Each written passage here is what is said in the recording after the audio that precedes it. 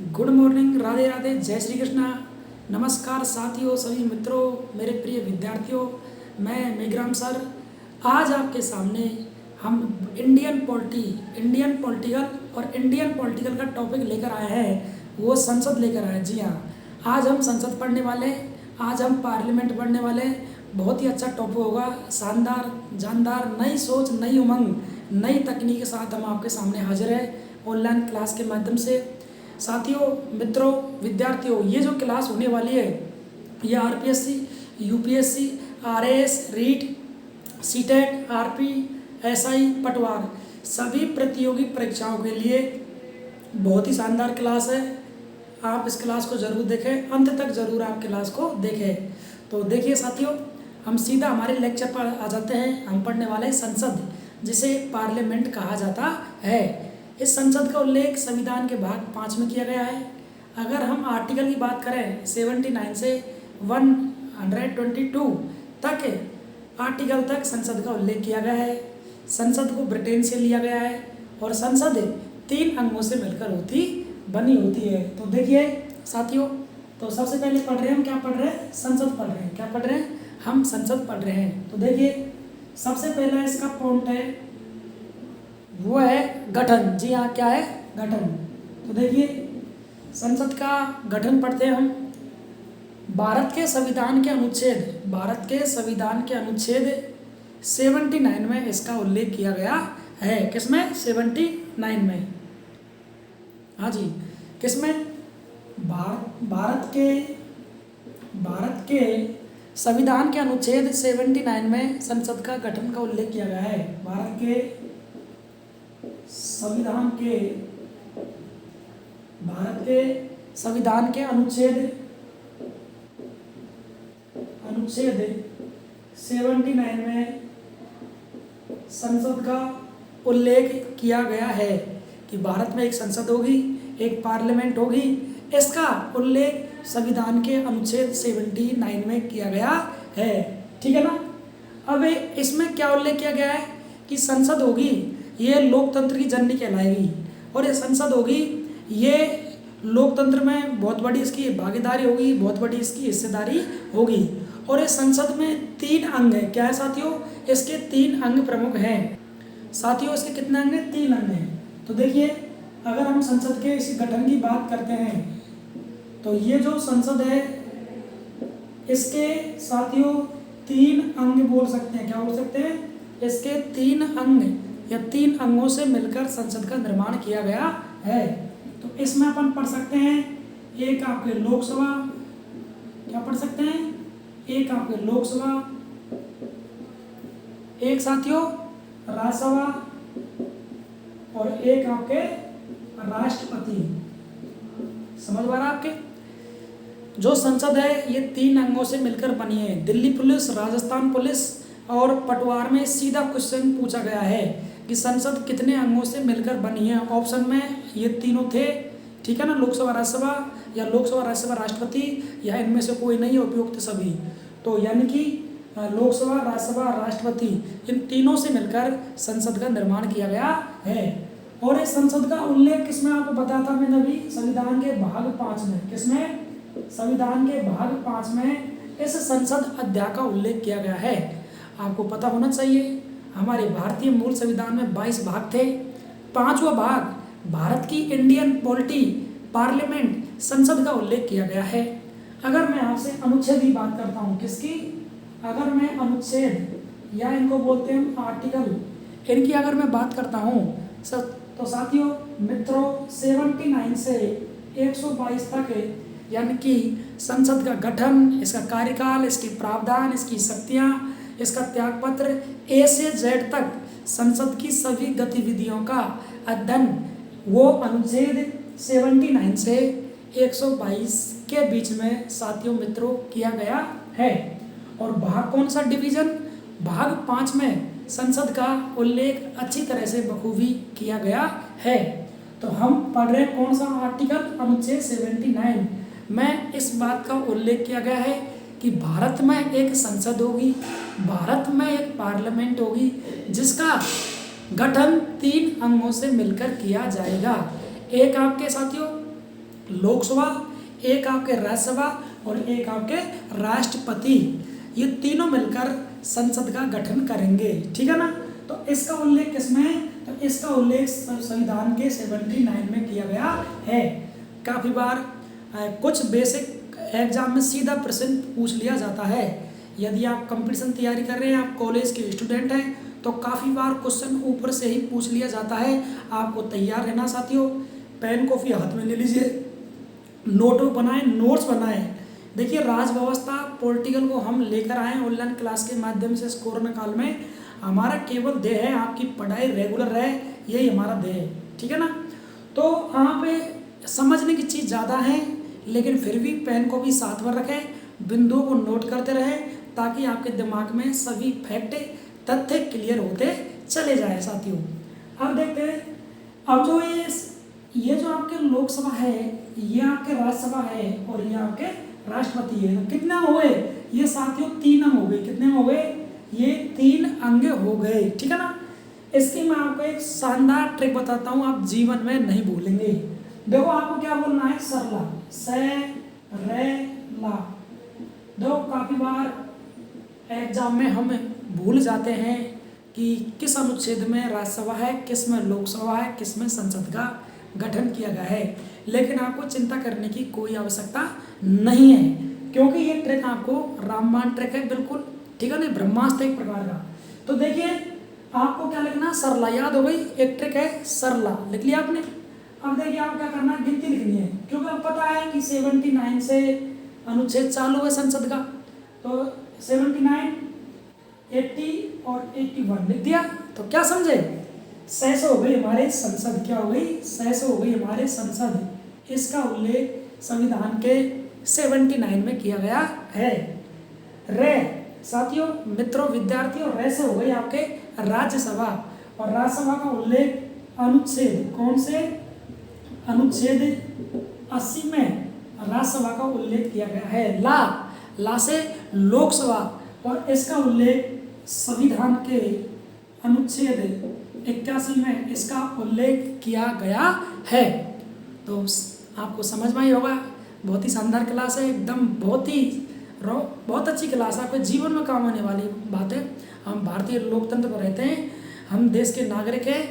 प्रतियोगी परीक्षा से मतलब नहीं कि आप कंपनी तैयारी कर रहे हैं, आप कॉलेज के स्टूडेंट हैं, आप पढ़ाई आपने पूरी कर ली, अच्छी बात है। लेकिन ये जो टॉपिक चल रहा है, जो मैं क्लास लेकर आ रहा हूँ, ये वैसे भी बेसिक जानकारी प्रत्येक भारतीय नागरिक को होनी चाहिए, ताकि वो जान सके हमारे देश की राज व्यवस्था को और अपना भागीदार सुनिश्चित कर सके। उसी जब लोकतंत्र की सच्चे अर्थों में डेफिनेशन, परिभाषा कहलाएगी। तो समझ गए आप। तो ट्रिक क्या थी? सरला। से संसद 79, रे से राज्यसभा 80 और ला से लोकसभा 81 में संसद का उल्लेख किया गया है। भाग की बात करते हैं तो भाग कौन सा है? 5 में संसद पार्लियामेंट का साथियों उल्लेख किया गया है। और यदि अनुच्छेद की बात करते हैं तो 79 से 122 तक संसद का प्रावधान किया गया है। यदि आपको ये बात समझ में आ गई है तो आप इसको नोट डाउन कर लीजिए या इसका ले लीजिए स्क्रीनशॉट ले लीजिए। और साथियों, इनको हम अलग अलग इनका वर्णन करेंगे। ठीक है ना। हम लोकसभा पढ़ेंगे, उसके बाद हम राज्यसभा पढ़ेंगे, उसके बाद हम राष्ट्रपति पढ़ेंगे, क्योंकि संसद के क्या है? 3 अंग है। तो पहले हम लोकसभा का अध्ययन कर लेते हैं, फिर राज्यसभा का और फिर राष्ट्रपति का अध्ययन करेंगे। तो सभी साथियों, सभी मित्रों, आप इसका स्क्रीनशॉट ले लीजिए। यहाँ से भी बहुत सारे क्वेश्चन सीधे पूछे जाते हैं प्रतियोगी परीक्षा में। जैसे बताया मैंने आपको, किस भाग में उल्लेख किया गया है संसद का? तो भाग 5 है। अनुच्छेद कौन से? 79 से 122 तक संसद का उल्लेख किया गया है। ठीक है ना। संसद के कितने अंग हैं? मैंने बताया, दिल्ली पुलिस, राजस्थान पुलिस, ग्राम सेवक में, वो पटवार में सीधा पूछा हुआ क्वेश्चन है। लोकसभा, राज्यसभा, राष्ट्रपति, तीनों अंगों से संसद का निर्माण हुआ है। ठीक है ना। संसद लोकतंत्र की जननी होती है और इसका प्रावधान ब्रिटेन से लिया गया है। इंग्लिश में संसद को पार्लियामेंट कहा जाता है, हिंदी में इसको संसद की संज्ञा दी गई है। हाँ जी। तो साथियों, मित्रों, विद्यार्थियों, आप इसका स्क्रीनशॉट ले लीजिए ताकि हम क्लास को आगे कंटिन्यू करते हैं। और हमारी हेडिंग होने वाली है लोकसभा। जी हाँ, क्या होने वाली है? लोकसभा। आप इसका स्क्रीनशॉट ले लीजिए। हाँ साथियों, लिख लिया आपने? अब देखते हैं हम सब, अब पढ़ने वाले हैं हम लोकसभा। क्या पढ़ने वाले हैं हम? अब साथियों मित्रों, अब हम केवल लोकसभा का अध्ययन करने वाले हैं। अभी हमने संसद के बारे में पढ़ा, संसद का भाग पढ़ा हमने, संसद के अनुच्छेद पढ़े, इसके 3 अंग पढ़े, वेरी इंपॉर्टेंट है एग्जाम की दृष्टि से। तो साथियों मित्रों विद्यार्थियों, अब पढ़ने वाले हम लोकसभा। अब समझ में आ रहा ना आपका कि हम पढ़ने क्या जा रहे हैं? लोकसभा पढ़ने वाले हैं, वेरी इंपॉर्टेंट है। मैं ए से जेड तक सभी बिंदु पढ़ाऊंगा। आप धैर्य बनाए रखना, शांति बनाए रखना, पैसेंस बनाए रखना। मैं इसका पोस्टमार्टम कर दूंगा, इसका एनालाइज कर दूंगा, आप शांति बनाए रखिए। तो सबसे पहले है लोकसभा। अब ये लोकसभा के उपनाम क्या है? इसको किस किस नाम जानते हैं? तो नंबर 1 पॉइंट है इसके उपनाम। साथियों नंबर 1 है इसके उपनाम। अनुच्छेद मैंने आपको बता दिया कि किस अनुच्छेद में इसका उल्लेख, इसका उल्लेख संविधान के अनुच्छेद 81 में, यानी कि लोकसभा का उल्लेख किया गया है। ठीक है ना? अनुच्छेद याद रखने आपको, आर्टिकल कौन सा? 81 में लोकसभा का उल्लेख किया गया है। तो इसके उपनाम क्या है? देखिए, ये अस्थायी सदन है। कैसा? अस्थायी सदन है, पहली बात। ये निम्न सदन है। देखिए काफी बार एग्जाम में सीधा क्वेश्चन पूछ जाता है, अस्थायी सदन लोकसभा, निम्न सदन लोकसभा। ठीक है ना? प्रथम सदन वो कौन सा है? लोकसभा। युवाओं का सदन कौन सा है? लोकसभा।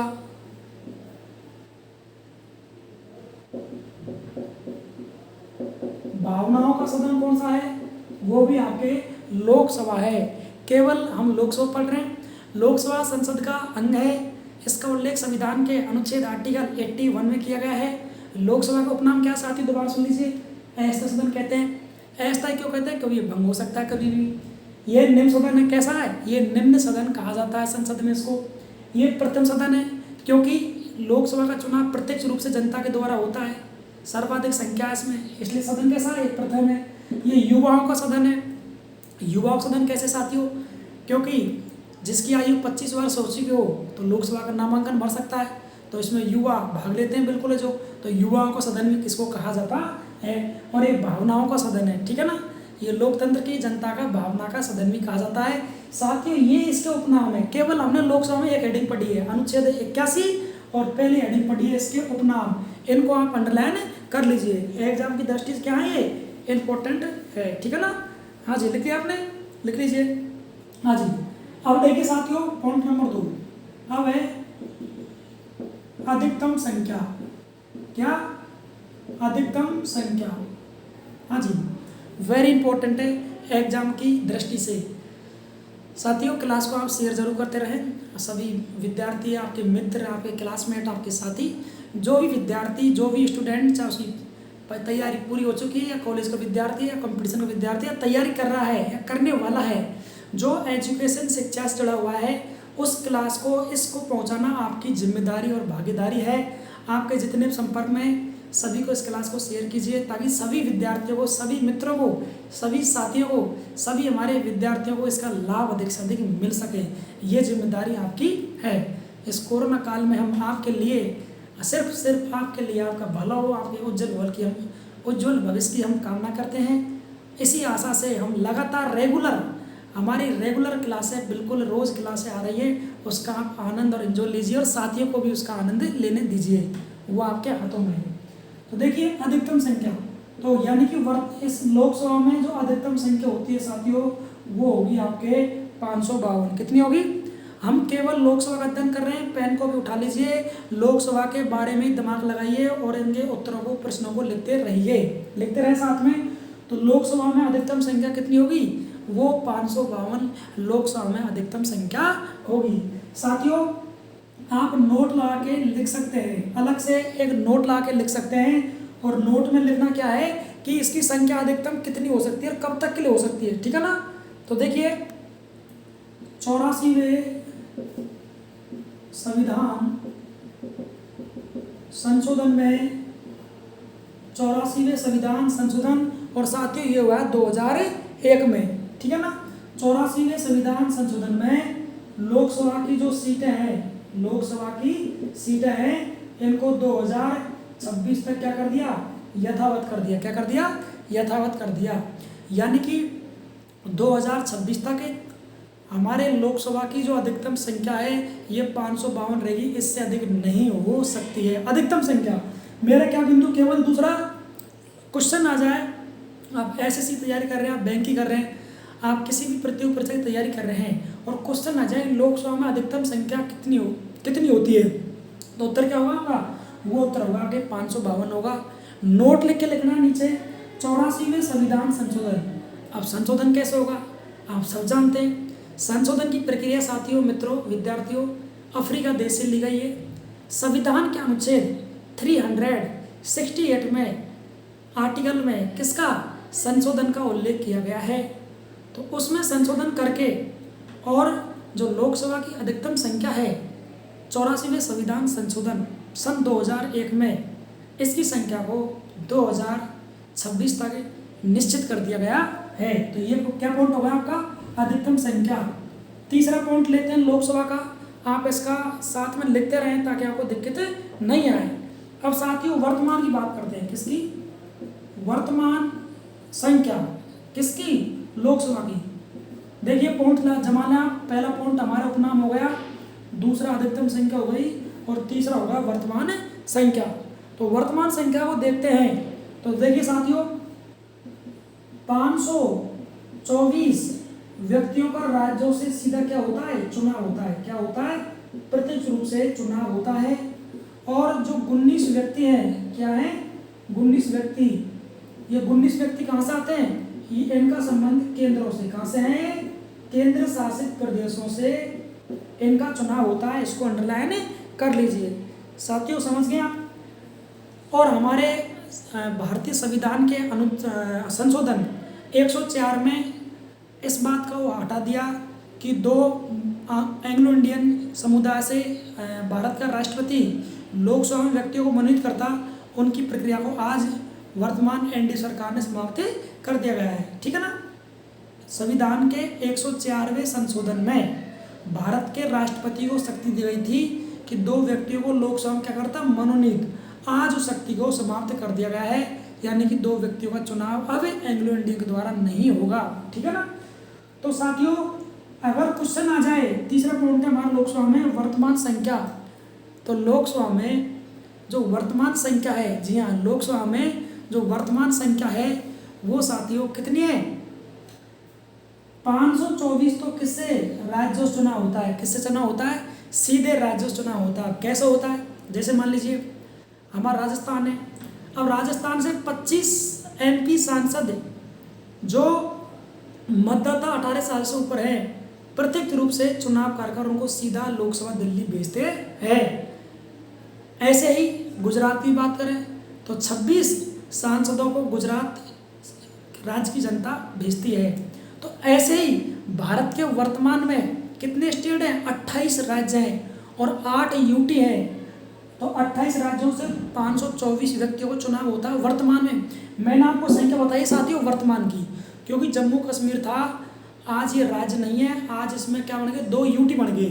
तो मैंने आपको कोरोना काल में बिल्कुल करेक्शन करके और ये आंकड़े आपको बताने का प्रयास किया गया है ताकि हमारे साथियों को, हमारे मित्रों को, विद्यार्थियों को कन्फ्यूजन नहीं हो, वो कोई गलती नहीं करे एग्जाम की दृष्टि से और एग्जाम में यानी कि अपने उत्तर को अच्छे से क्रैक कर सके।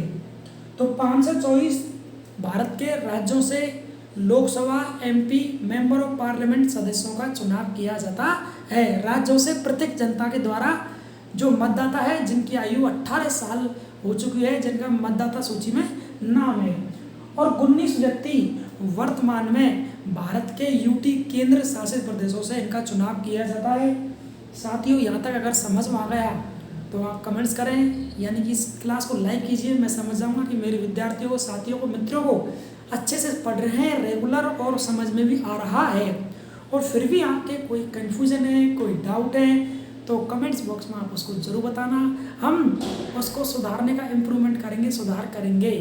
जी साथियों, अब देखिए इसका ले लीजिए, आप स्क्रीनशॉट ले लीजिए। मैं पॉइंटों के माध्यम से इस लोकसभा को पूरी को ए से जेड पढ़ाने वाला हूँ। धैर्य पैसेंस रखना आपकी जिम्मेदारी है साथियों। तो क्या पढ़ा, उपनाम पढ़ लिया हमने। अधिकतम संख्या कितनी है, 552 है। और वर्तमान संख्या की बात करें, तीसरा पॉइंट, तो 524 राज्यों से 19 केंद्र यूटी से इनका चुनाव होता है। साथियों मित्रों, या तो इसका स्क्रीनशॉट ले लीजिए या इसको नोट डाउन कर लीजिए, ताकि क्लास को अगले बिंदु को हम क्लियर करते हैं। तो लिख लीजिए यहाँ पे, जो आज केवल हम लोकसभा पढ़ रहे हैं साथियों ना। हाँ जी, अब पढ़ते हैं इसकी गठन की तिथि। क्या पढ़ते हैं, इसकी गठन की तिथि पढ़ते हैं। मैं लिख लिया आपने, हाँ जी। अब पढ़ते हैं इसकी गठन की तिथि, ठीक है ना। लोकसभा है, निम्न सदन है, अस्थायी सदन है, युवाओं का सदन है, भावनाओं को सदन की संज्ञा दी जाती है, ठीक है ना, याद करना है। अब चौथा बिंदु पढ़ते हैं इसमें, ठीक है ना। हाँ भाई, चौथा बिंदु पढ़ते हैं। हम लोकसभा का अध्ययन कर रहे हैं। चौथा बिंदु गठन की तिथि, किसकी, गठन की तिथि। अब इस लोकसभा का गठन कब हुआ है, तो साथियों इस लोकसभा गठन 17 अप्रैल 1952 को हुआ है। 17 अप्रैल 1952 को भारत की लोकसभा का क्या हुआ है, गठन हुआ है। क्या हुआ है, गठन हुआ है। इस बात को वहाँ पे लिख लीजिए। एक नोट लग के एक बात लिखिए, 14 एक नोट लेके बात लेंगे। 14 मई 1954, 14 मई 1954 से आप एक नोट लिखेंगे, एक रहस्य वाली बात लेंगे। 14 मई 1954 को करो, 14 मई 1954 को हाउस ऑफ पीपल के स्थान पर, हाउस ऑफ पीपल के स्थान पर लोकसभा नाम रखा गया। लिखी साथी, बहुत अच्छी लाइन है एग्जाम की दृष्टि से, ठीक है ना। हाँ जी, लिख लिया आपने, लोकसभा का नाम रखा गया। तो देखो वेरी इंपॉर्टेंट क्वेश्चन है एग्जाम की दृष्टि से। बिल्कुल आप चिंता न करें, निश्चिंत रहें।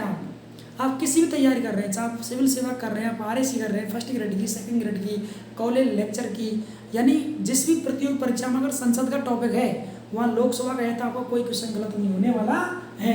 तो क्या पढ़ा हमने कि गठन की तिथि, जो ये संसद है, संसद में लोकसभा है, इसका गठन कब हुआ है, तो इसका गठन 17 अप्रैल 1952 को भारत की लोकसभा का साथियों गठन हुआ है। और नोट लगा, क्या लगा, 14 मई 1954 को house of people, house of people के स्थान पर लोकसभा नाम रखा गया। अब एग्जाम में साथियों क्वेश्चन पूछा जाता है सीधा डायरेक्ट ही कि लोकसभा का पूर्व में नाम क्या था। 14 मई 1954 से पूर्व लोकसभा को क्या कहा जाता। वेरी इंपॉर्टेंट क्वेश्चन है एग्जाम की दृष्टि से, नोट कर लीजिए। याद क्या बोलते हैं इसको, हाउस ऑफ पीपल कहा जाता। आज क्या नाम रख दिया इसका, इसके बाद वर्तमान तक आज इसको लोकसभा कहा जाता है। तो साथियों ये समझ में आ गया पॉइंट नंबर चौथा, समझ में आ गया। आगे बढ़ते हैं। अब लिखिए पॉइंट नंबर 5वां, हम पढ़ रहे हैं भारतीय लोकसभा। अब देखिए साथियों प्रथम बैठक, क्या प्रथम बैठक, जी हाँ। अब लोकसभा की जो प्रथम बैठक उसके बारे में कर रहा है, तो 13 मई, कब, 13 मई 1952 को, 13 मई 1952 को क्या हुई है, लोकसभा की प्रथम बैठक हुई है।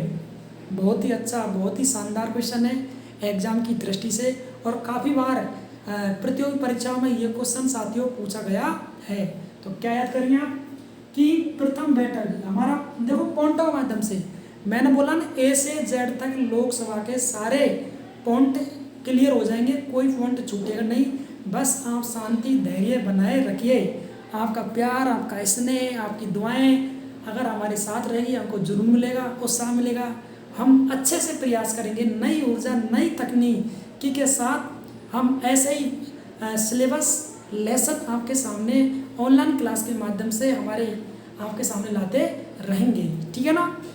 हाँ जी, तो साथियों मित्रों क्या पढ़ा, 13 मई 1952 को, 13 मई 1952 को लोकसभा की क्या हुई है, पहली बैठक हुई है। और मित्रों ये काफ़ी बार एग्जाम में पूछा हुआ प्रश्न है। अब पॉइंट नंबर छठा, और पॉइंट नंबर छठा क्या है? आरक्षण। क्या है? हम बात करते हैं आरक्षण की। पहले लिख लो इसके बारे में, आरक्षण दिख रहा है ना आपको नीचे, आरक्षण। तो देखिए संविधान के अनुच्छेद 330 में लोकसभा में, किसमें? लोकसभा में आरक्षण की व्यवस्था की गई। किसके लिए? एसटी और एससी के लिए। लिख लो इस बात को, एसटी एससी के लिए आरक्षण की व्यवस्था की गई है, जिसमें एससी को कितनी? 84 सीट और एसटी को कितनी? 47 सीटों का निर्धारण किया गया है। साथियों वेरी इंपॉर्टेंट है एग्जाम की दृष्टि से। हम पढ़ रहे हैं लोकसभा। लोकसभा का अगला पॉइंट क्या है? हमारा आरक्षण है। सभी पॉइंटों को लिख लेना, एग्जाम की दृष्टि से इंपॉर्टेंट है। साथियों निःशुल्क क्लास है। देखिए हमारे साथी, मेरे कॉलेज के जो स्टाफ साथी हैं, जो टीचिंग कार्य करते हैं, वो भी बहुत अच्छी मेहनत कर रहे हैं ऑनलाइन के माध्यम से। मेरे कोचिंग के साथी हैं, वो भी अच्छा प्रयास कर रहे हैं और विद्यार्थियों से जुड़े हुए हैं सीधे, और रोज़ उनके लिए 1-2 क्लास वो भी फॉलो करते हैं, ताकि हमारे साथियों को लाभ मिलता रहे। लेकिन ये आपका भाई, आपका ये सर, ये मित्र, ये साथी, ये दोस्त मेघराम, ये मेरे विद्यार्थियों की पढ़ाई रेगुलर रहे। मेरे कॉलेज के विद्यार्थी, मेरे कोचिंग के विद्यार्थी जो भी प्रत्यक्ष अप्रत्यक्ष रूप से जुड़े हुए हैं, तो उनकी राजस्थान की तैयारी और केंद्र की, सभी के लिए, राजस्थान के लिए साथियों सबको पता है हमारा जिला दर्शन चल रहा है, और जिला दर्शन में हम राजस्थान के 12 जिलों का अध्ययन कर चुके हैं। आप ये जो चैनल है, ये मेघराम मीना ऑफिशियल आपका चैनल है, इसके अंदर आप जाएंगे, प्ले लिस्ट में आपको राजस्थान जिला दर्शन मिलेगा। वहाँ राजस्थान की कोई भी तैयारी के लिए उसका आप इस्तेमाल कर सकते हैं। चाहे आप आरएस तैयारी कर रहे हैं, फर्स्ट ग्रेड की, सेकंड ग्रेड की, रीट की, पुलिस की, पटवार की, ग्राम सेवक की, फॉरेस्टर गार्ड की, और राजस्थान हाईकोर्ट ग्रुप डी, और आपके एसआई, और आपके PTT, BA, BEd, STC, Rajasthan की प्रतियोगी परीक्षा के लिए जिला दर्शन रामबाण साबित होने वाली है। और केंद्र की नौकरियों के लिए दिल्ली पुलिस, एसएससी, रेलवे, यानी कि यूपीएससी, सीटेट, इनकी एग्जाम के लिए ये क्लास आपके लिए रामबाण साबित होने वाली है। हमारी कोशिश ये रहती है कि 2 क्लास पर डे आए, किसी दिन नहीं भी आती है तो इसके लिए हम क्षमा प्रार्थी है। तो हम हमारा प्रयास है ये साथियों कि सभी विद्यार्थियों को साथ में लेकर चलें, सबका कल्याण हो, ये हमारा क्या है, मेरे मन के अंदर के भाव हैं, ठीक है ना। भला करना हमारा परम कर्तव्य है। तो क्या पढ़ा हमने? लोकसभा, और लोकसभा का पढ़ा हमने पॉइंट नंबर छठा, और क्या पढ़ा? रिजर्वेशन। क्या पढ़ा? रिजर्वेशन, जिसे साथियों मित्रों आरक्षण कहा जाता है। क्या बोलते हैं उसको? आरक्षण कहा जाता है। अब मित्रों देखिए संविधान के अनुच्छेद, आप लिख लेना इस बात को, अगर आपकी आईक्यू अच्छी है तो इसको आप नोट कर लेना, या इसको बार वीडियो को आप देख लेना, पुश करके, जूम करके, आपकी जिम्मेदारी है, ठीक है ना। लेकिन मेरा यह मानना साथियों मित्रों विद्यार्थियों, यदि आप नोट्स बनाते हैं अपने हाथ से तो कंटेस्ट याद हो जाएगा, आप कभी नहीं भूलेंगे, आपका ये सेक्शन लेसन अच्छा हो जाएगा, आप और लेसन पढ़ेंगे फिर जो, ठीक है ना। तो संविधान के अनुच्छेद 330 में इस बात का प्रावधान किया गया, भारतीय संविधान में संसद में भाग 5 में क्या किया गया अनुच्छेद 330 में, कि लोकसभा में आरक्षण की व्यवस्था की गई है। कुछ जातियां हैं, कुछ वर्ग हैं, कुछ दलित लोग हैं जिनका प्रतिनिधित्व नहीं है, जो आज जातिवाद लगा लो या गरीबी लगा लो, मतलब उनकी समान भागीदार नहीं है भारत की डेमोक्रेसी में, भारत के लोकतंत्र में। तो भारतीय संविधान में अनुच्छेद 330 में उनके लिए अलग से सीटों के लिए आरक्षण की व्यवस्था की गई है। उसमें जो एसटी है उसके लिए 47 सीटें निर्धारित की गई है पूरे भारत में लोकसभा में कुल सीटों में से, और जो एससी कैटेगरी है उसके लिए 84 सीटों का निर्धारण किया गया है। साथियों राजस्थान पुलिस में काफ़ी 1-2 बार क्वेश्चन पूछा गया है, तो आप इसको याद करेंगे, ये एग्जाम की दृष्टि से वेरी इंपॉर्टेंट है कि एसटी एससी के लिए कितना सीटों का निर्धारण किया गया है। अगर आपने लिख लिया है या ले लीजिए इसका स्क्रीनशॉट, ताकि हम आगे बढ़ते हैं। धैर्य बनाए रखना, क्लास थोड़ी बड़ी हो सकती है लेकिन आपके जीवन में 4 चांद ला देगी, ठीक है ना। तो साथियों इसका ले लीजिए स्क्रीनशॉट और हम आगे बढ़ते हैं, ठीक है ना। हाँ जी, अब पढ़ते हैं साथियों निर्वाचन। क्या पढ़ते हैं? इसका निर्वाचन पढ़ते हैं। ठीक है ना।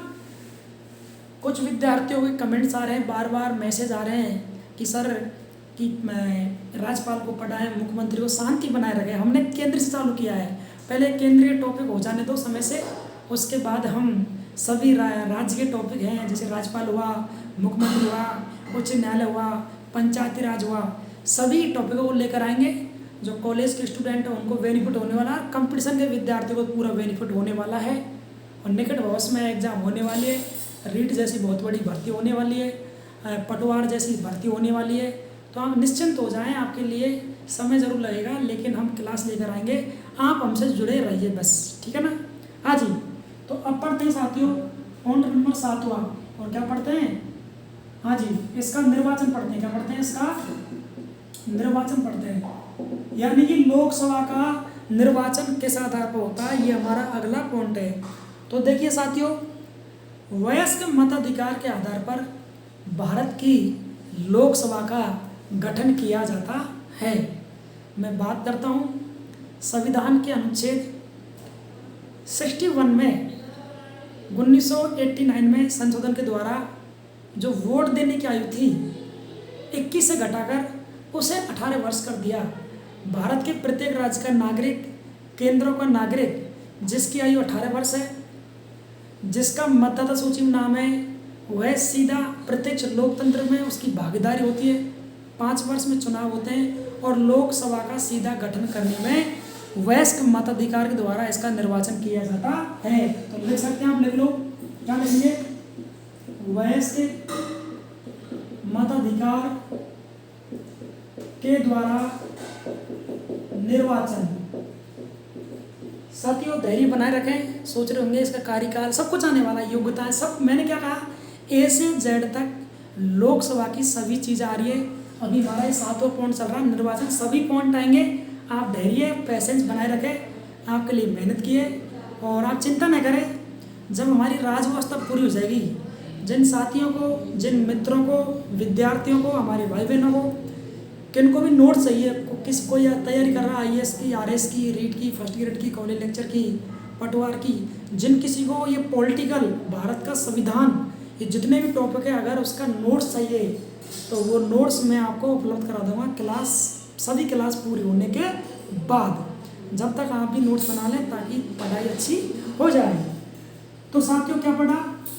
वयस्क मताधिकार के द्वारा निर्वाचन किया जाता है। वयस्क मताधिकार क्या होता है आप सब जानते हैं। जिनकी आयु क्या हो गई? 18 वर्ष। क्या हो गई? जिनकी आयु 18 वर्ष पूर्ण हो चुकी है, जिनका मतदाता सूची में नाम है, भारतीय नागरिक हैं, वो सीधा लोकसभा का निर्वाचन में भाग लेते हैं। टॉपिक क्या है? निर्वाचन। लोकसभा का निर्वाचन कौन करते हैं? प्रत्येक भारतीय नागरिक मतदाता जिसकी आयु 18 से ऊपर हो, अब हो 18 से नीचे नहीं हो, उसका मतदाता सूची में नाम होगा, पहचान पत्र होगा और वह सीधा लोकसभा का चुनाव में भागीदारी निभाता है। लिख लो इसमें नोट लगा के, 61वें संविधान संशोधन 1989 में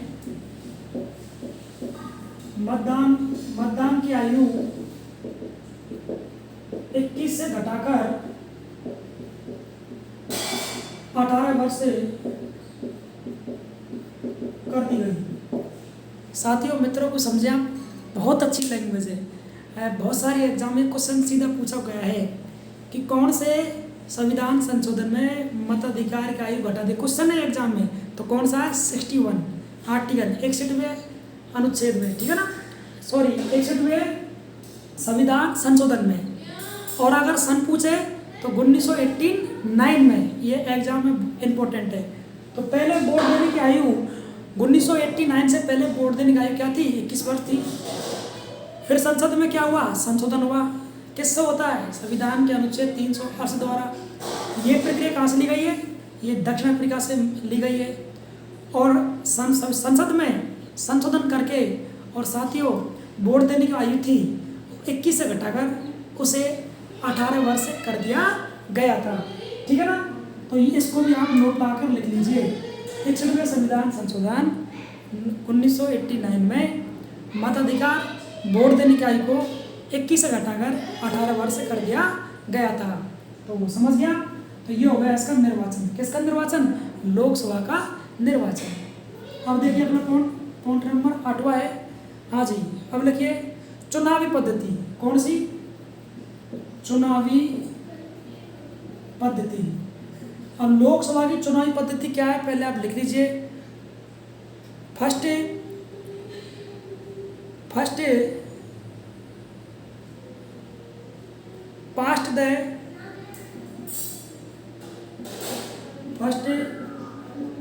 पास्ट द प्रणाली है पोस्ट सिस्टम।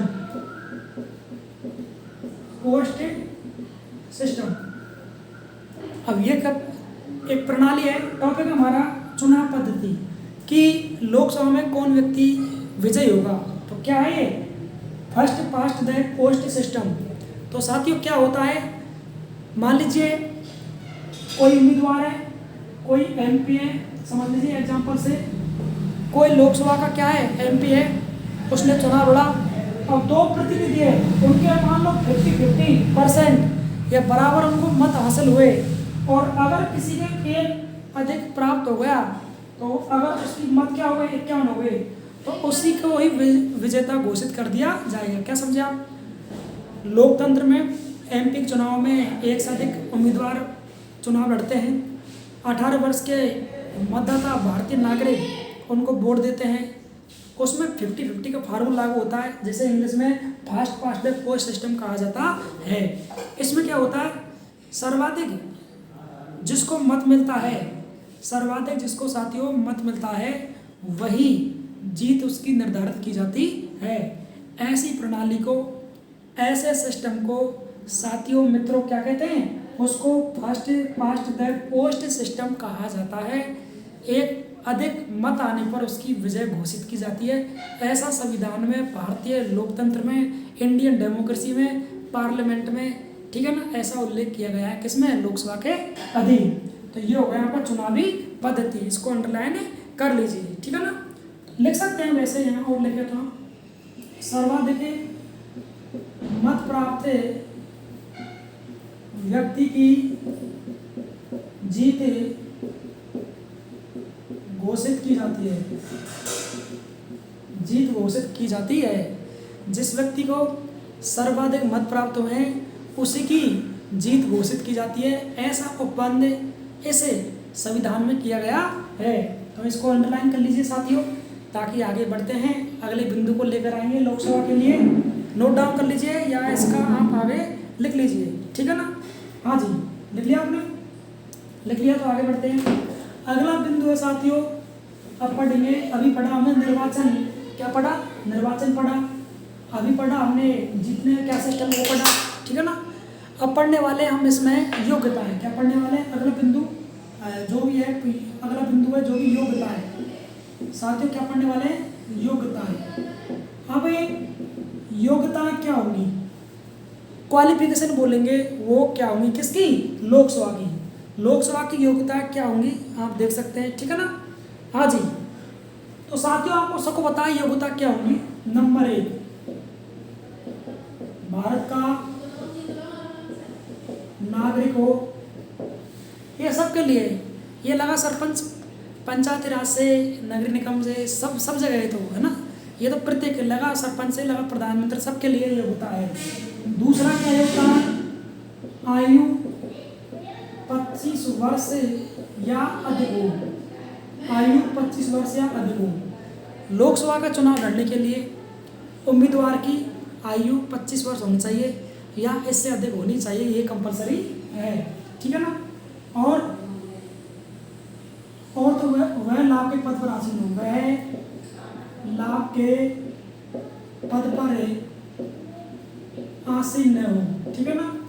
जो व्यक्ति लोकसभा का चुनाव लड़ना चाहता है मित्रों साथियों, वह लाभ के पद पर नहीं होना चाहिए, ठीक है ना। उसको लाभ के पद पर नहीं होना चाहिए, अन्यथा वह अयोग्य माना जाएगा, सदस्यता उसकी रद्द कर दी जाएगी, ठीक है ना। वह पागल या दिवालिया घोषित न हो। वह पागल,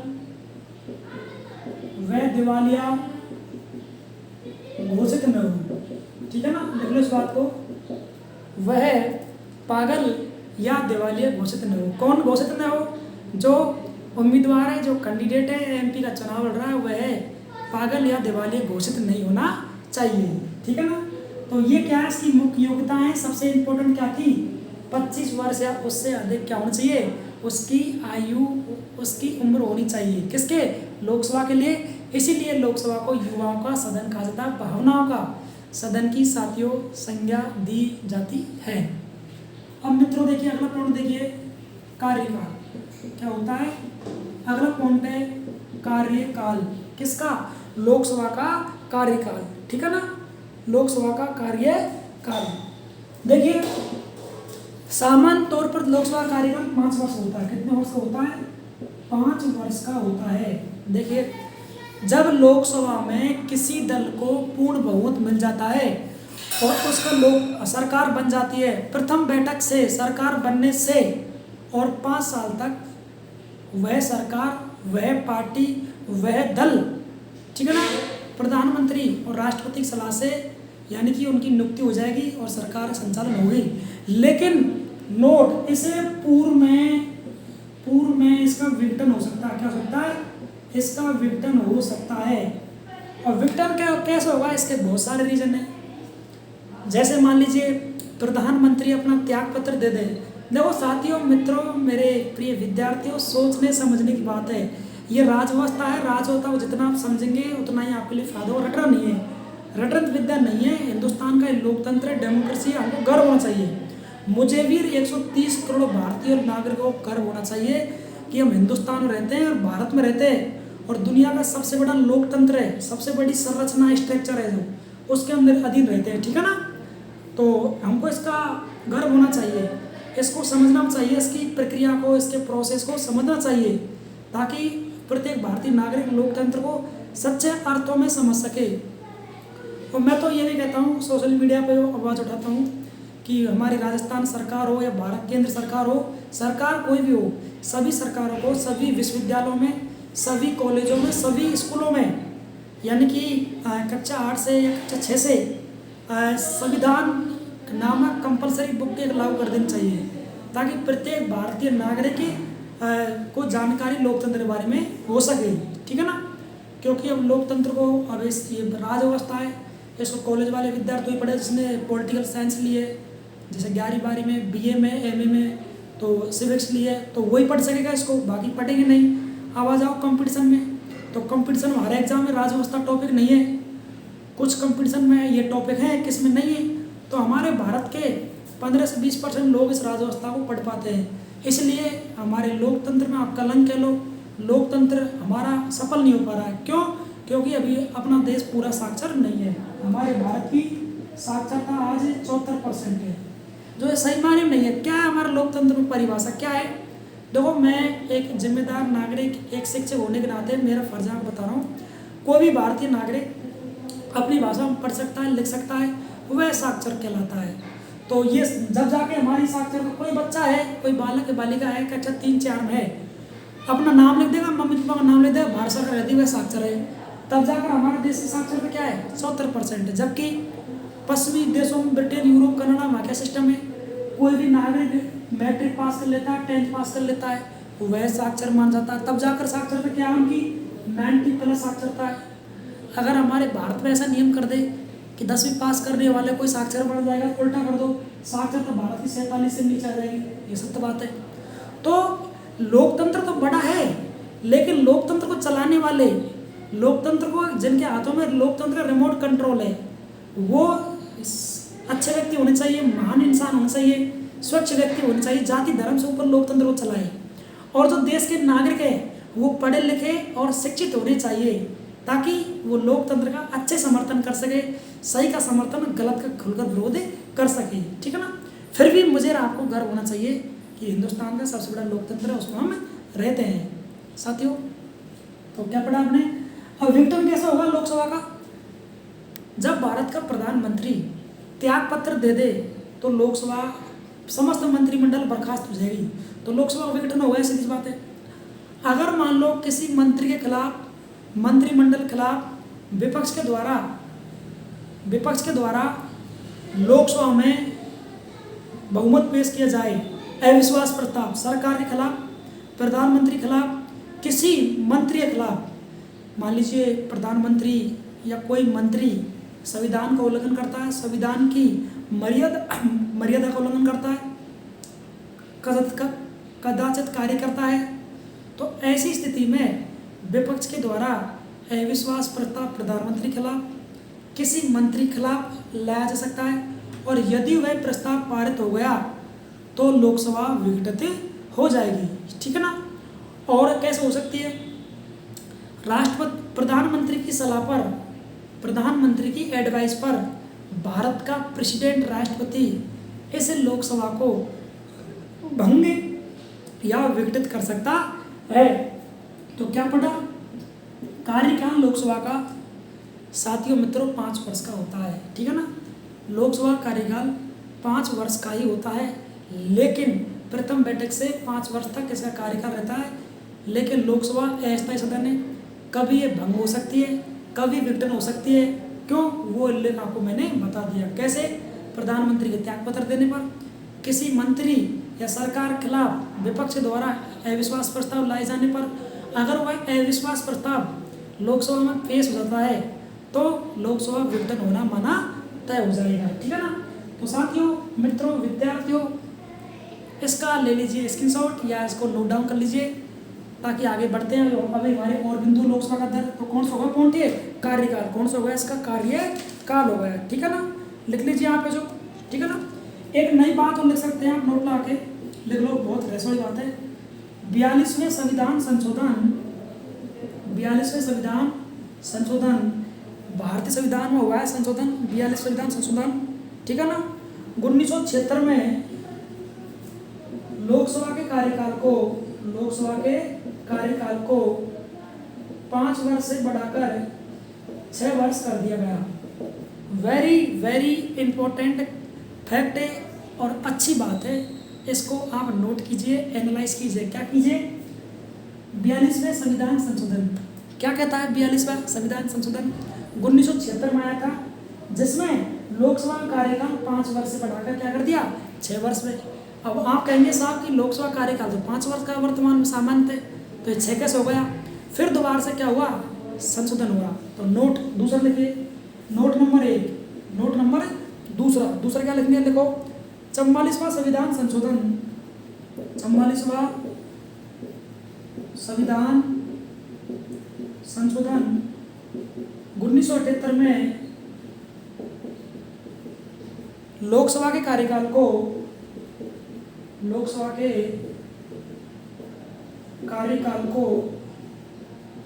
6 वर्ष से घटाकर 5 वर्ष कर दिया। क्या समझे मित्रों, मेरे साथियों, विद्यार्थियों, विद्वानों, क्या समझा आपने? 44वें संविधान संशोधन 1978 में जो लोकसभा कार्यकाल 6 वर्ष का था उसे घटाकर 5 वर्ष कर दिया। जबकि पहला नोट क्या लिखा मैंने आपको? 42वें संविधान संशोधन 1976 में लोकसभा कार्यकाल 5 वर्ष से बढ़ाकर 6 वर्ष कर दिया। देखो कन्फ्यूजन नहीं होना। मैंने क्या कहा? ये राजव्यवस्था है, बिल्कुल निश्चिंत हो जाना और बिल्कुल त्रुटि नहीं लानी माइंड में जो, और जो अवधारणा क्लियर कर लेनी है। ए से जेड तक मैं आपको संसद का लोकसभा पाठ पढ़ा रहा हूँ, आप गलती नहीं करेंगे, ठीक है ना। ये मेरा धर्म है, ये मेरा फर्ज है, मैं पूरी मेहनत कर रहा हूँ ईमानदारी से। तो आप भी क्लास को अच्छी देखें, रेगुलर देखें, आलस बिल्कुल ना करें, ठीक है ना। और अगर हमारी मेहनत पसंद आई है तो क्लास को सभी साथियों को शेयर करें, चाहे आपके मित्र हो, चाहे आपके क्लासमेट हो, चाहे रिलेशन में हो, आपके कोई भी हो, जो शिक्षा जुड़ा हुआ है उसको आप जरूर शेयर करें। और मैंने क्या कहा, ये तो राजव्यवस्था टॉपिक है, भारतीय लोकतंत्र है और संविधान टॉपिक है। इसको तो बिना कंपटीशन विद्यार्थी को भी इसके बारे में जानकारी होना चाहिए। तो आप सबको इसको शेयर कीजिए, ठीक है ना। तो 44वां संविधान संशोधन में 1978 में लोकसभा कार्यकाल को पुनः 6 वर्ष से 5 वर्ष कर दिया गया साथियों, ठीक है ना। तो इसका ले लीजिए स्क्रीनशॉट, अभी टॉपिक बाकी है और पढ़ेंगे इसमें जो। और मैं उम्मीद करता हूँ, मैं आशा करता हूँ इस कोरोना काल में, इस तीसरी लहर में आप घर पे अच्छे होंगे, कुशल मंगल होंगे। और मेरा तो वही कहना है, परमात्मा, प्रकृति, ईश्वर, गुरु परमात्मा से मेरी दुआएं और आशा हैं कि मेरे मित्र, मेरे साथी, मेरे परिवारजन, मेरे प्रिय विद्यार्थी, सभी भाई बहन अच्छे रहें, कुशल मंगल रहें, स्वस्थ रहें, व्यस्त रहें, मस्त रहें, ठीक है ना। मैं दुआ करता हूँ आपके लिए, ठीक है ना। कहते हैं कि हज़ार 100 दुआएं वरदान साबित हो जाती है। हाँ जी, तो देखिए आपने आगे बढ़ते हैं, इसका ले लीजिए, इसकी चोट ले लीजिए ताकि हम आगे टॉपिक को आगे करते हैं। योग्यता हो गई, ठीक है ना। हाँ जी, लिख लिया आपने। अब पढ़ते हैं हम शपथ। अब क्या पढ़ते हैं हम? शपथ पढ़ते हैं। अगर आपने लिख लिया तो आगे बढ़ते हैं, ठीक है ना। अब पढ़ने वाले साथियों, शपथ पढ़ने वाले हैं। देखो हम सभी बिंदुओं को क्लियर कर रहे हैं। मैं चाहता तो इस क्लास को मैं 20 मिनट में समाप्त कर देता, शॉर्ट में पढ़ा गई, लेकिन नहीं, इस कोरोना काल में आपको पूरी जानकारी मेरे पूरा एनालाइज करके और तब जाकर आपके सामने हम क्लास लेकर आए हैं। नहीं, हम चाहते हैं तो इस क्लास को 20 मिनट में पूरी कर सकते हैं लोकसभा के बारे में, लेकिन नहीं, हम सब कुछ पढ़ाएंगे। अगला पॉइंट देखिए इसमें, अगला बिंदु शपथ। क्या? शपथ। अब साथियों शपथ को बोलते हैं इंग्लिश में आउथ बोलते हैं। क्या बोलते हैं इसको? इंग्लिश में आउथ कहा जाता है, ठीक है ना। हाँ जी, लिख लिया आपने। हाँ जी, क्या लिखा आपने? शपथ। अब शपथ में देखो, राष्ट्रपति या किसी व्यक्ति की नियुक्ति के द्वारा शपथ दिलाई जाती है। क्या पढ़ा आपने? कितनी शानदार और जानदार लाइन है। देखिए, राष्ट्रपति या किसी व्यक्ति की नियुक्ति के द्वारा शपथ दिलाई जाती है। शपथ दिलाई जाती है। साथियों क्या समझे? राष्ट्रपति या किसी व्यक्ति की नियुक्ति के द्वारा शपथ दिलाई जाती है, ठीक है ना। अब क्वेश्चन काफी बार आ चुका है कि लोकसभा के सदस्यों को शपथ कौन दिलाता। आपको उत्तर क्या करना? राष्ट्रपति ही करना है, भारत का प्रेसिडेंट उत्तर करना है। लेकिन मित्रों साथियों, भारत का राष्ट्रपति होता है, किसी व्यक्ति को नियुक्त कर देता है। मान लीजिए लोकसभा अध्यक्ष कर दिया, उपाध्यक्ष कर दिया, तो राष्ट्रपति किसी व्यक्ति को नियुक्त कर देता है और वह नियुक्त व्यक्ति अपना फर्ज अदा करता है, बाकी मेंबरों को शपथ दिलाने कार्य करता है। लेकिन क्वेश्चन आ जाए और उसमें केवल ऑप्शन हो राष्ट्रपति, तो आपको उत्तर राष्ट्रपति करना है कि लोकसभा के सदस्यों को शपथ कौन दिलाता है। उत्तर में आ गया राष्ट्रपति, तो राष्ट्रपति करना है। अगर कूट भाषा में आ गया कि राष्ट्रपति, फिर दूसरी भाषा में आ गया राष्ट्रपति द्वारा नियुक्त व्यक्ति, तो फिर आएगा एयर बैस दोनों, और इनमें से कोई नहीं, तो आपको एयर बैक करना दोनों। राष्ट्रपति दिलाता है और राष्ट्रपति के द्वारा नियुक्त व्यक्ति दिलाता है। और अगर ऑप्शन में नियुक्त व्यक्ति नहीं है तो आपको केवल राष्ट्रपति करना है। तो ये क्या हो गई? शपथ। क्या हो गया? शपथ। इसको आप अंडरलाइन कर लीजिए, ठीक है ना। अंडरलाइन कर लीजिए ताकि आगे बढ़ते हैं। अब देखिए अगला बिंदु गणपूर्ति। साथियों कौन सा है? गणपूर्ति। गणपूर्ति, ठीक है ना। इस गणपूर्ति को कोरम बोलते हैं मित्रों। क्या बोलते हैं इसको? कोरम कहते हैं। देखिए, राजस्थान पुलिस, दिल्ली पुलिस, है ना, एसएससी, बैंक के काफ़ी बहुत सारी exam, RAS exam, first grade, बहुत सारी एग्जाम में क्वेश्चन सीधा डायरेक्ट पूछा गया है। क्या पूछा गया है? लोकसभा की गणपूर्ति, जिसे कोरम बोलते हैं। कोरम मतलब बैठक, एक हिस्सा बोलते हैं, मतलब कितने मेंबर होने पर लोकसभा का संचालन होगा। अगर इतने से कम मेंबर है तो लोकसभा का संचालन साथियों नहीं हो सकता। तो साथियों वो कितने हैं? लिख लीजिए। कुल सदस्य संख्या का 1/10वां भाग। कितना? 1/10वां भाग। मान लीजिए लोकसभा में कुल सदस्य व्यक्ति मान लो 545 हैं, या जितने मेंबर हैं अधिकतम 552 हैं। जितने भी मेंबर लोकसभा में वर्तमान निर्वाचित हैं केंद्रों से, राज्यों से, उनकी कुल संख्या का 1/10वां भाग होना चाहिए, तभी जाके लोकसभा की रेगुलर कार्यवाही हो सकेगी, अन्यथा लोकसभा की कार्यवाही नहीं हो पाएगी, ठीक है ना। तो ये साथियों इम्पोर्टेंट लाइन थी एग्जाम की दृष्टि से। काफ़ी बार इसको पूछा गया, कुल सदस्य संख्या का 1/10वां भाग। क्या बोलते हैं इसको? इसको कोरम कहा जाता है। कोरम मतलब बैठक का हिस्सा या बैठक का भाग। साथियों अगला लिखिए पॉइंट नंबर, अगला पॉइंट लिखेंगे आप लोग। हाँ जी, अगला लिखेंगे आप लोग, लिख लो विघटन। क्या? विघटन। अब लोकसभा का विघटन कैसे होता है? अगला पॉइंट है लोकसभा का विघटन, ठीक है ना। हाँ जी, तो देखिए अनुच्छेद 85 में, अनुच्छेद 85 में राष्ट्रपति के द्वारा, राष्ट्रपति के द्वारा, अनुच्छेद 85 में राष्ट्रपति के द्वारा लोकसभा का विघटन किया जाता है। कितनी अच्छी, कितनी शानदार, कितनी जानदार लाइन है आपके लिए। क्या पढ़, क्या समझा आपने? अनुच्छेद 85 किसमें? अनुच्छेद 85 में राष्ट्रपति के द्वारा लोकसभा का विघटन किया जाता है प्रधानमंत्री की सलाह से। तो लोकसभा का विघटन कौन करता है? किसको शक्ति दी गई है? भारत के प्रेसिडेंट को, राष्ट्रपति को। साथियों मित्रों, ये शक्ति दी गई है कि भारत का राष्ट्रपति, भारत का जो राष्ट्रपति होगा वो लोकसभा का विघटन कर सकता है। इसका उल्लेख साथियों मित्रों किसने है? संविधान के अनुच्छेद 85 में इसका उल्लेख किया गया है।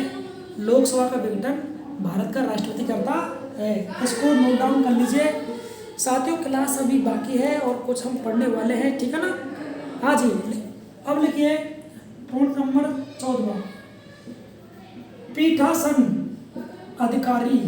क्या बोलेंगे? पीठासन अधिकारी, पीठासन अधिकारी बोलेंगे।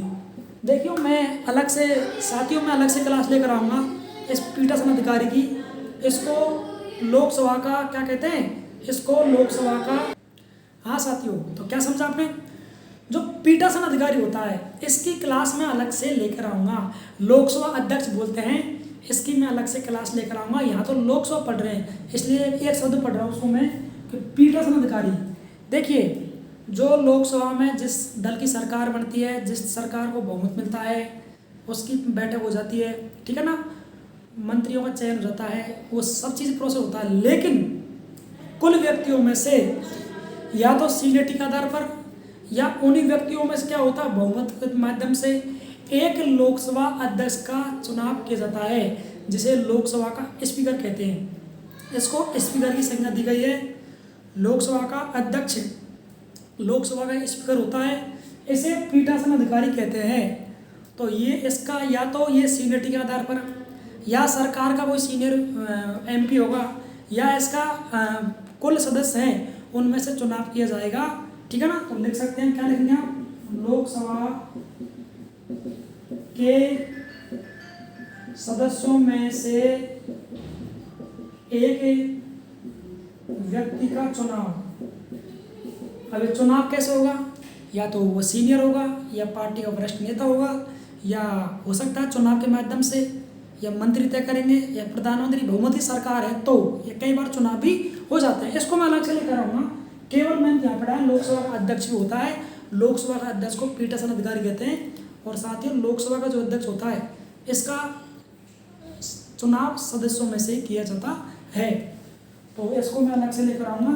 केवल आपको यहाँ पर पीठासन अधिकारी, लोकसभा के सदस्यों में से ही इस पीठासन अधिकारी का चुनाव किया जाता है। इसको अंडरलाइन कर लीजिए ताकि हम क्लास को आगे बढ़ाते हैं। अभी हमारी क्लास साथियों पूरी नहीं हुई है, ठीक है ना? हाँ जी, लिख लिया आपने? हाँ जी, लिख लीजिए आप, ताकि हम क्लास को आगे कंटिन्यू करते हैं, ठीक है ना? अब पढ़ते हैं निर्योग्यता। क्या पढ़ते हैं हम? यानी कि लोकसभा की निर्योग्यता, कि लोकसभा में कौन व्यक्ति निर्योग्य कहलाएगा या उसकी निर्योग्यता होगी। क्या पढ़े साथियों? लोकसभा की निर्योग्यता। देखिए अगला पॉइंट है जो भी हमारा जो भी पॉइंट है, लोकसभा की निर्योग्यता। अब लोकसभा की निर्योग्यता कैसे कैसे होगी आप इसको लिखिए नंबर 1, ठीक है ना? अनुच्छेद 102 में, अनुच्छेद 102 में लोकसभा की निर्योग्यताओं का उल्लेख किया गया है। अनुच्छेद 102 में लोकसभा की निर्योग्यता का उल्लेख किया गया है। कौन कौन निर्योग्यता है? लिखिए नंबर 1, ठीक है ना? हाँ जी, क्या है? वह दिवालिया हो गया हो, दिवालिया हो गया हो। अगर कोई भी एमपी दिवालिया घोषित हो गया तो उसकी निर्योग्यता निरस्त हो जाएगी ना। निर्योग्यता, लोकसभा की निर्योग्यता कब होगी? कौन व्यक्ति सस्पेंड हो जाएगा, कौन व्यक्ति सदस्य नहीं रहेगा, कौन व्यक्ति लोकसभा के योग्य नहीं होगा, तो वह दिवाली पागल है वो नंबर 1, ठीक है ना। और न्यायालय के द्वारा, ठीक है, न्यायालय के द्वारा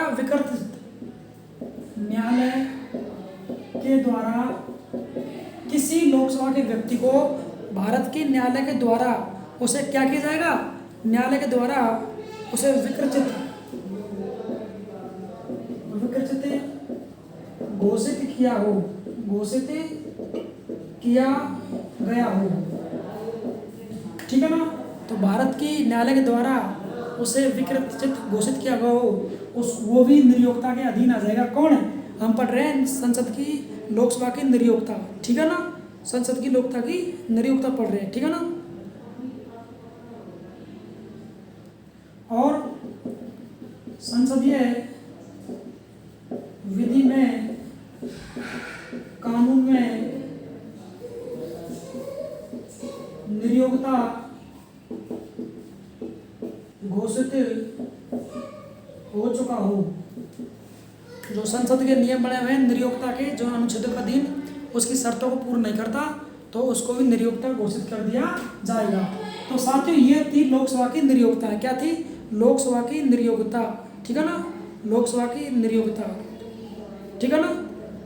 अब देखिए एक पॉइंट पढ़ते हैं, आगे देखिए अगला पॉइंट और पढ़ते हैं लोकसभा के बारे में। हाँ जी, अब पढ़ते हैं हम स्थानों पर रिक्त होना। क्या पढ़ेंगे? स्थानों का रिक्त होना। तो साथियों पढ़ेंगे हम लोकसभा में स्थानों को रिक्त होना, इसके लिए क्या क्या प्रावधान है। देखिए स्थानों का रिक्त होना, देखो नंबर 1, ठीक है ना। हाँ जी, कोई सांसद दोनों सदनों में एक साथ चुन लिया गया हो, एक साथ चुन लिया गया हो। साथियों क्या पढ़ा? स्थानों का रिक्त होना।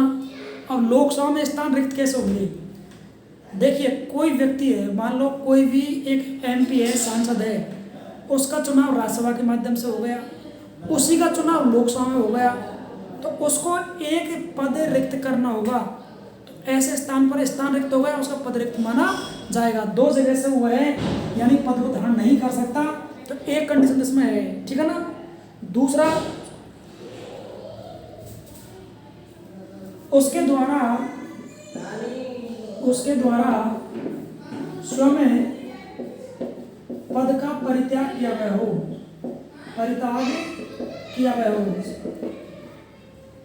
ठीक है ना। तो उसके द्वारा स्वयं का परित्याग किया गया हो। कोई लोकसभा का व्यक्ति है, चाहे वो मंत्री है, चाहे लोकसभा का सदस्य है, मेंबर ऑफ पार्लियामेंट है, वह स्वयं इच्छा से, उसको लगता है कि मेरी बात नहीं मानी जा रही, उसको लगता है सरकार दमनकारी कार्य कर रही है, जनता का भला नहीं कर रही है, उसको अगर ऐसा लगता है कि मेरा हित हो रहा है, मेरी जनता का हित हो रहा है, और स्वयं अगर वो त्यागपत्र देना चाहे, तो ऐसी स्थिति में यानी कि पद का रिक्त माना जाएगा। अभी हमारे भारत में किसान आंदोलन चल रहा है, तो पंजाब में महिला थी जो मंत्री थी, हरमत थी ना, उसने अभी क्या दे दिया, अभी कुछ दिन पहले क्या दे दिया, त्यागपत्र दे दिया। तो ऐसे स्थान पर पद क्या हो गया, उसका रिक्त माना जाएगा। उसको लोकसभा अध्यक्ष स्वीकार कर लेगा तो पद क्या उसका रिक्त माना जाएगा, ठीक है। 2 कंडीशन हो गई, ठीक है ना। तीसरा है बिना सूचना के 60 दिनों तक अनुपस्थित रहना। बिना सूचना के 60 दिनों तक अनुपस्थित रहना। साथियों क्या समझे आप? कोई भी लोकसभा का सदस्य, कोई भी लोकसभा का मेंबर बिना सूचना के यदि 60 दिनों तक अनुपस्थित रहता है तो बिना सूचना के तो उसको अयोग्य या उसको पद से हटा दिया जाता है, उसकी सदस्यता निरस्त कर दी जाती है, ठीक है ना। तो ये साथियों क्या थे, ये स्थानों का रिक्त होना। तो साथियों हमने लोकसभा के बारे में पढ़ा, ए से जेड तक के बारे में। तो साथियों आज एक क्लास थी, संसद पढ़ा हमने।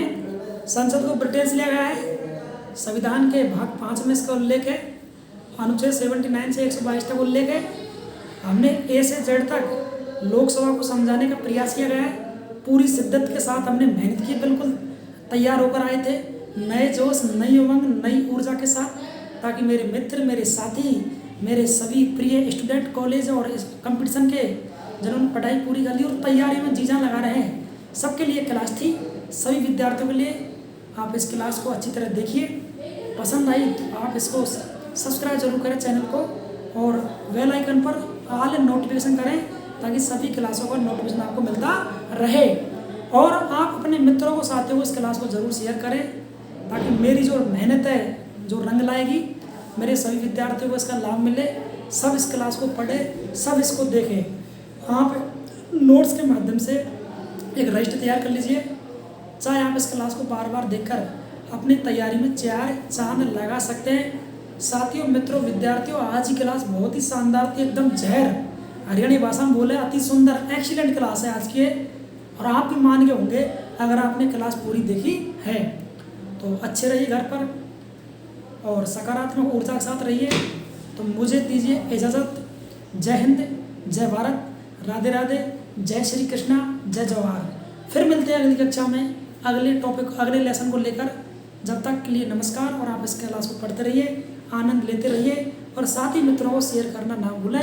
और यदि आपने अब तक इस चैनल को, आपका एक चैनल है मेघराम मीना ऑफिशियल, अगर आपने इसको अब तक सब्सक्राइब नहीं किया है, इसको सब्सक्राइब जरूर कीजिए। लाल बटन को दबाएं, सब्सक्राइब का ऑप्शन आ रहा है इंग्लिश में, उसको सब्सक्राइब करें, और जो घंटी का निशान है, बेल आइकन है, उसको दबाएं, और उसके ऊपर ऑल नोटिफिकेशन जाएँ, ताकि जो भी हमारी क्लास ऑनलाइन स्टूडियो से आएगी, आपके पास में यूट्यूब पर उसका नोटिफिकेशन चला जाएगा। आप जब भी आपको टाइम मिले इस क्लास को ज़रूर देखें। और जो भी आपके क्वेश्चन है, जो मैंने ए से जेड तक एक लोकसभा ली है, संसद का टॉपिक पढ़ा है, यदि आपको कुछ क्वेश्चन हो आपके तो उनको आप कमेंट्स बॉक्स में ज़रूर लिखें, टाइप करें, ताकि मैं अगली कक्षा में उनको लेकर आ सकूं और आपको उनको बता सकूं। साथियों, तो ये हमारे 7 साल की मेहनत है, क्योंकि हम 7 साल से हमारे कॉलेज, हमारे कंपटीशन और स्कूल के क्षेत्र में 7 साल से लगातार मेहनत की है। उसका ये रंग है, उसका ये फल है। जो कोरोना काल में हमारे स्कूल बंद हैं, कोचिंग बंद हैं, कॉलेज, सभी कॉलेज हमारी बंद हैं, लेकिन फिर भी हमारे विद्यार्थी पढ़ाई रेगुलर रहे, उसके लिए हम कटिबद्ध जी जान से मेहनत कर रहे हैं। इसका लाभ मिले, ठीक है ना साथियों। हम भी चाहते हैं तो हम भी घर जाके आराम करते सोते, लेकिन नहीं, हमको खुद को मेहनत करनी है और हमारे विद्यार्थी को मेहनत करानी है। यही हमारा क्या परम धर्म है। तो आप अपने धर्म को जाने, सकारात्मक ऊर्जा के साथ रहिए। धन्यवाद।